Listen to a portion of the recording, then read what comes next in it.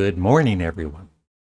So, I was thinking of this idea this morning because last night I posted about the very first album I ever heard by the Rolling Stones was this Greatest Hits compilation, Big Hits Volume 2, also Through the Past Darkly, Big Hits Volume 2. Of course, I'd always, I'd heard some Rolling Stone songs on the radio, but this was the first album I ever heard by them back in 1969. And this was the album that made me really become a fan of the Rolling Stones.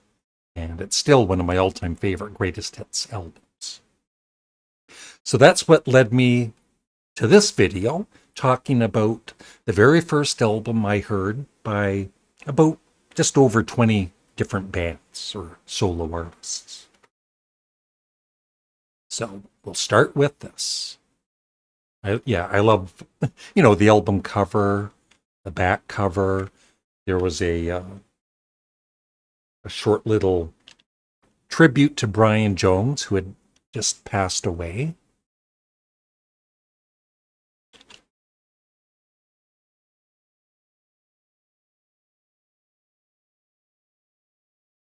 And I guess the UK version of this is a little different. The track listing, for instance, "We Love You" is on the UK version, but it's not on the American or Canadian version. 11 songs, 11 great songs. And my all-time favorite Rolling Stone song, 2000 Light Years from Home, is on this. Now, sometimes I would hear a band for the first time because one of my older brothers bought the album. And so the very first time I heard Sly and the Family Stone, one of my older brothers bought Life. And so I've always really loved this album, although I think pretty soon after, maybe within the year or so, my brother also bought their Greatest Hits, which is, once again, one of my all-time favorite Greatest Hits albums. Although now I've got a 2 CD compilation of Sly and the Family Stone.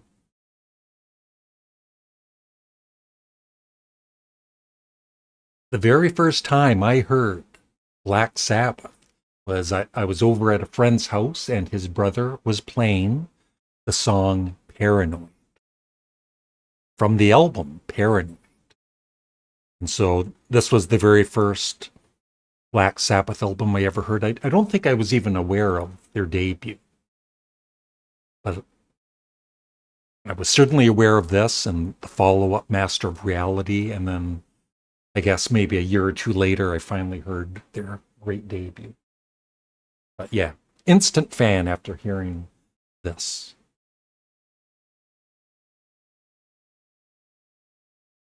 Once again, I think my oldest brother Bob bought this, and I did like it, but it was never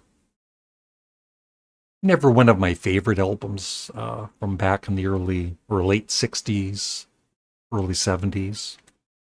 But it is now. I think it's a very underrated album. The Moody Blues. Every Good Boy Deserves Favor. I think it's the only Moody Blues album that was ever in the family for many, many years until I bought Long Distance Voyager in the 80s, which I really loved. But now I've got all of the early Moody Blues albums, and I love them all. And I have a new appreciation for this album. I feel it's very underrated. Electric Light Orchestra. I guess my older brothers were hip enough to get into them before they were, as popular as they were. And I think it was because of the song Roll Over Beethoven, which was kind of a minor hit, that one of my brothers bought the Electric Light Orchestra 2, although the album cover we had was different than this one. This is the UK album cover. And once again, I loved Roll Over Beethoven and the final track, Kiama. That's how you pronounce it. It's the other ones I just couldn't relate to in Old England Town, Boogie Number 2, Mama, and From the Sun to the World, Boogie Number 1. But, buying this again a few years back, once again, I grew to really love the whole album. And along with El Dorado, it's my favorite ELO album. Procol Harum, the first album. I think I actually had the album myself. Maybe I got it for Christmas or something. And the first Procol Harum album I ever heard was Home. And I've always really liked it. I think I appreciate it more today than I did when I was younger. Whiskey Train, Still There'll Be More, Barnyard Story, and of course, Wailing Stories is incredible. And I've got all of the early Procol Harum now. I'm more of a fan of them now than ever.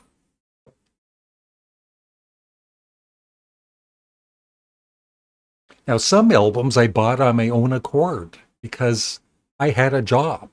It was the late 70s.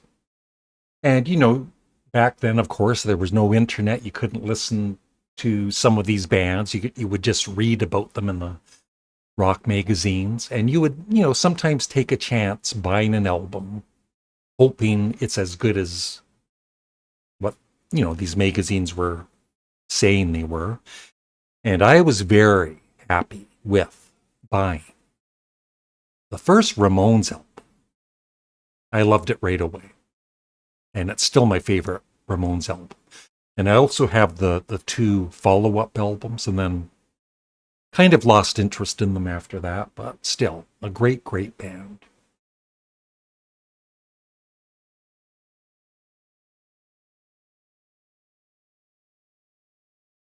Okay, for this band, I was in the record store one day in the 70s, 77 maybe. And I came across this album. I'd heard maybe a little bit about them, but I wasn't sure what they were all about. I took the album up to the counter, the vinyl record, not the CD.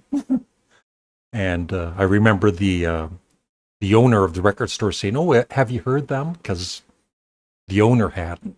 I said, "No, but I heard they're pretty good." And they were pretty good. It's still my favorite album by AC/DC, Let There Be Rock, with my favorite song by them, Whole Lotta Rosie.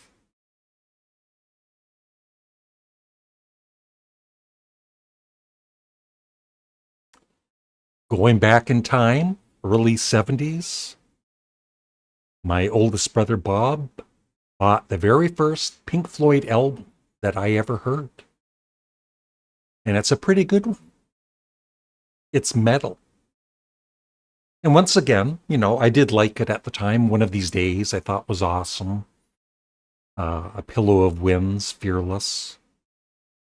I think Echoes was maybe a bit too much for me to take in at the time, being 58, 68, about 12 years old. A sidelong song back in the early 70s was kind of uncommon at the time. So I probably thought it was boring, but of course now, once again, I love this album more than when I was younger.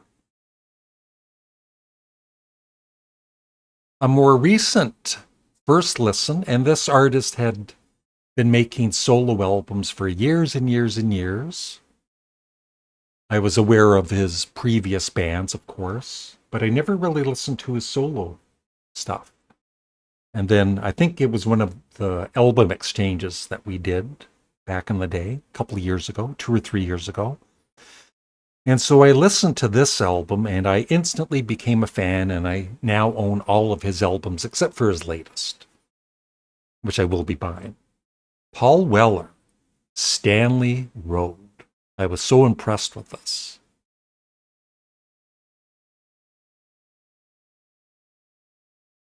And this band I'd heard about uh, at least since the 70s, maybe the late 60s. Never checked them out. And then one day I did buy this particular album, and I hated it. But I warmed up to it. I didn't give up. And I love all four of their albums with Lou Reed. The Velvet Underground, White Light, White Heat, which is probably, I love all four of the albums with Lou Reed, but this might be my favorite.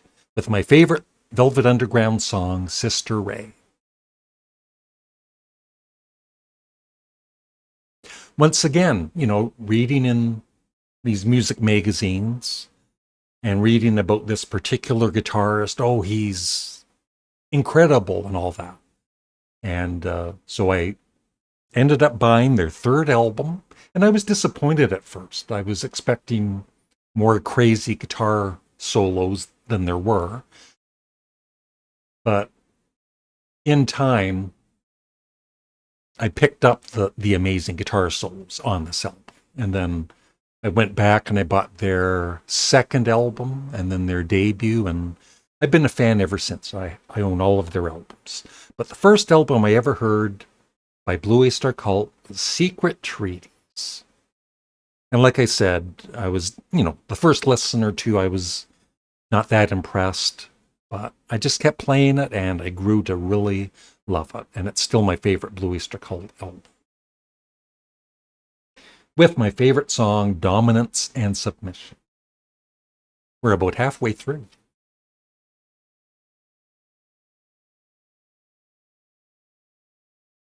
Okay, late 70s, once again reading in the music magazines about this new punk band. And sometimes I would buy an album and I would be disappointed and I wouldn't like the band. But that wasn't the case with The Clash and their debut album. I loved it right away. Same with the Sex Pistols. I became a fan right away.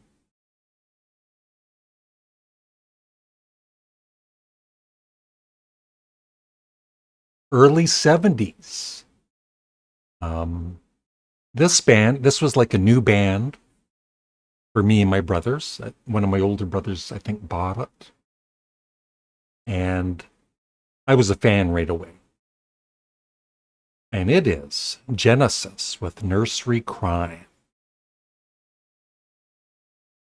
Yeah, as soon as I heard Peter Gabriel's vocals, play me old King Cole, I was hooked.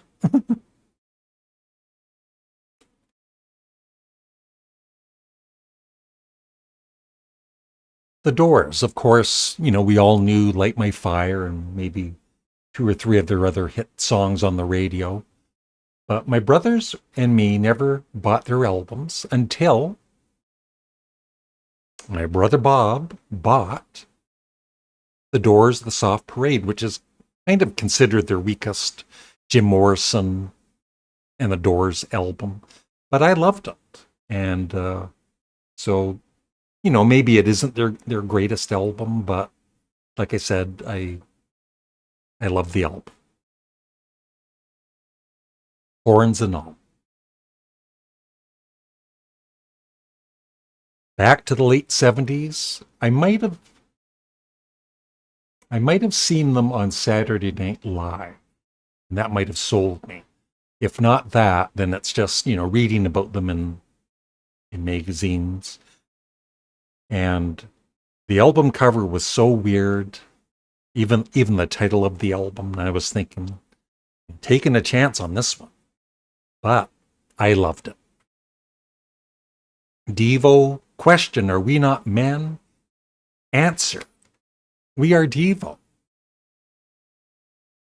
My favorite song is Jocko Homo, but I love the whole album. And became a fan.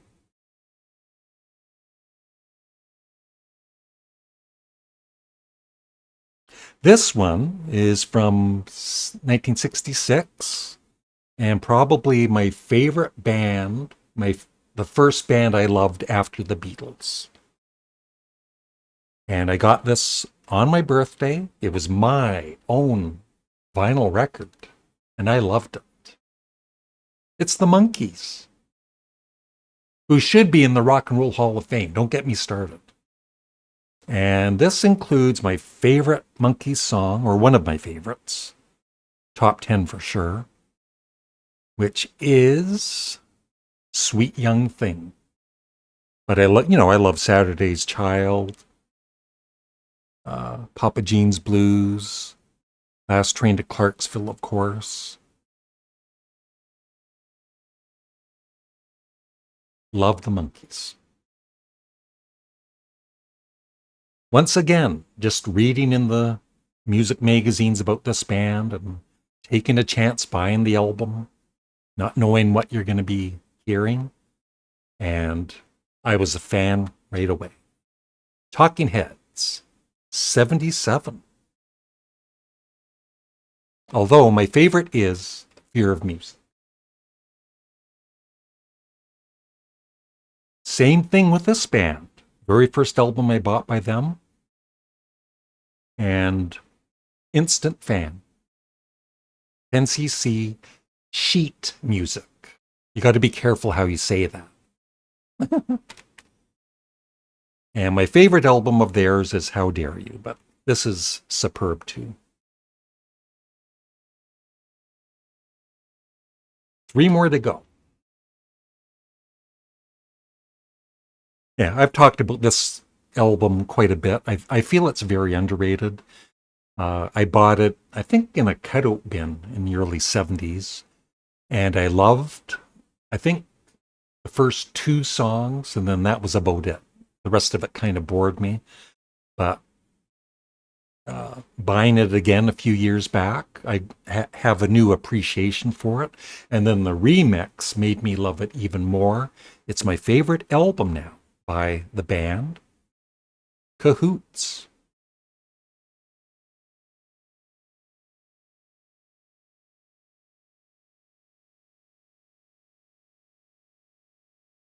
Another, taking a chance, buying an album thing, reading about this artist in magazines. And yeah, I'm pretty sure I at least liked it on the first listen. And then on further listens, I loved it. And I've been a fan ever since. Elvis Costello, My Aim is True.